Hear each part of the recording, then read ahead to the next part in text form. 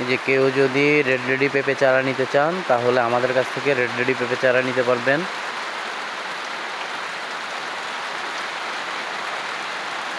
সাফাত agro, Rangamati, Naniarchar.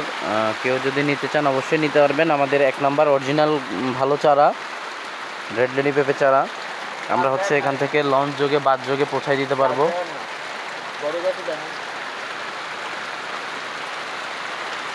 এবং কি আমরা নিজেরাও বাগান করি। এই যে আমাদের নিজস্ব বাগান আছে এখানে, যে আমাদের নিজস্ব গাছ।